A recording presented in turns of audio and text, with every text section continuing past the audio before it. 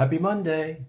Hopefully I won't get too much hate for this, but I wanted to give you a perspective, and I'm going to give you a recommendation of something you can do this week that's going to help you out and give you a better, hopefully, perspective on life and actually lighten your burden. So let's get started, shall we? And it's a little bit different than what you're used to, so allow me to just say what I say. So, no major hate in the comments, please. But I'm going to say what I say. Number one, you're disabled. You have a placard on your car saying you're disabled. You don't look it, but you are.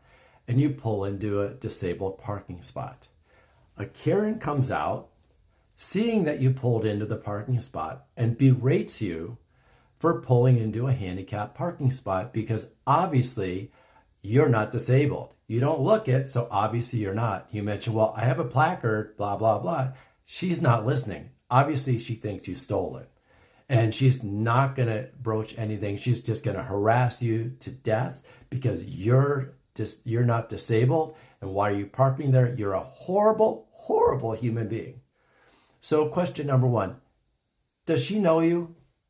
Has she ever met you? Personally met you? The answer is no. No, she hasn't. All she did is see your action of pulling into the disabled parking spot. That's what she saw.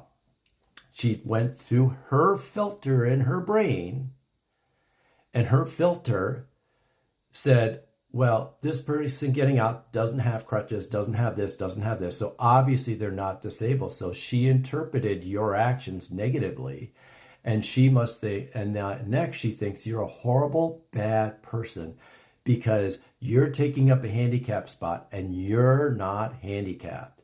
And if she could, she'd wave a wand and you and your car would be poof because you're a bad, mean person, and the world would be better without you. Keep that in mind, okay? So, if you notice, last week, we got quite polarized over a certain assassination.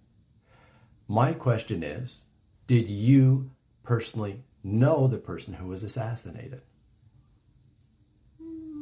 No, I don't. You don't. If you have the cell phone, his cell phone number in your phone and you talk, once or twice a week, yeah, you knew them. But all the rest of us, we don't actually know the person. Now, we see their actions of what they did.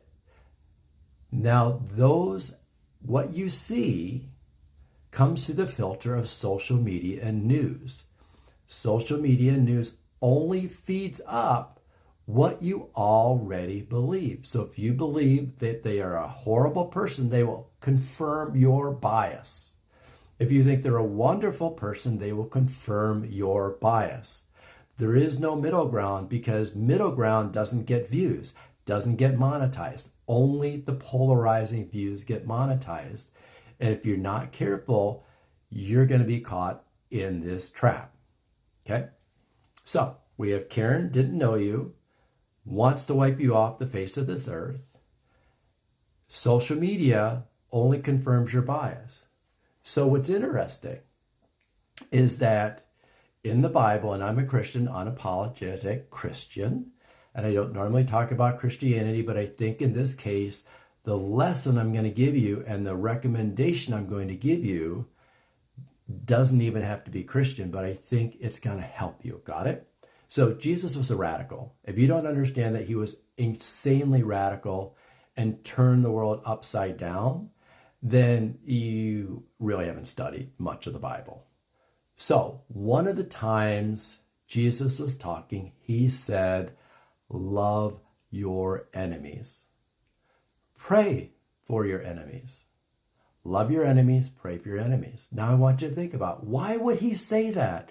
Everybody else, back then and now, you hate your enemies. They're the scourge of the earth. You want to wipe them off the face of the earth. Why would he say love your enemies? It's not because of the lovey-dovey stuff, okay? Not because my heart's full and all this stuff. No, because it creates cognitive dissonance. It allows you to see more of the reality of the person behind the actions, okay? We're all children of God. God created us, the bad and the good, the murderers and the saints. One person created us. Got it? We don't know. All we see are actions, and our actions are filtered through the bias of social media and our own personal biases. So if we say, love our neighbors, take somebody who wronged you, take somebody who just, destroyed your life. Maybe they sued for divorce. Maybe they cheated on you, right? If you love them, or at least pray for them, it's going to set up a little bit of dissonance, because what it's going to do is actually help you in your own life and lighten your own burden. Do you understand? It's going to lighten your burden, because when you pray for them, something inside you changes and shifts. So all that negative energy starts to drain away. All that baggage drains away. It drains away. And you know what happens when you snip the baggage you've been pulling behind you for decades? You can move forward freely in lightness. Isn't that what you want in this world? So please, you don't know a person unless you know the person. Number one. Number two, having one person be judge and juror over another is not, it's not biblical. It's not good, right? Thou shalt not kill. Don't do it.